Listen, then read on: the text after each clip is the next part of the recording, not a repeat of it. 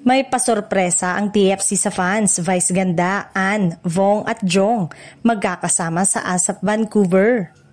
May paandar ang TFC para sa mga loyal kapamilya abroad. Noong una, si Vice Ganda lang ang unang inanunsyo na mula sa It's Showtime na sasama sa ASAP Vancouver concert sa Canada.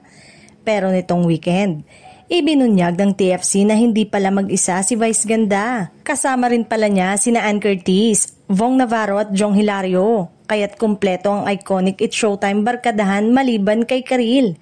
Tinawag pa nga ito ng ilang netizen na plot twist of the year. Dahil hindi nila inakala na magtatagpo ang tatlong host kasama si Vice sa international stage. Siyempre, aliw na aliw at super excited sina Vice, Ann at Vong at Jong na magsasama-sama muli para magbigay saya sa mga kapamilya sa Vancouver. Siguradong kaliwat ka ng gimmick at pasabog ang ihahandog nila sa mga manonood. Samantala, walang magiging aberya sa shooting ng pelikula ni Vice at Nadine Lustre na Call Me Mother dahil maaga pa raw na isama sa schedule ni Vice ang kanyang paglipad sa Vancouver.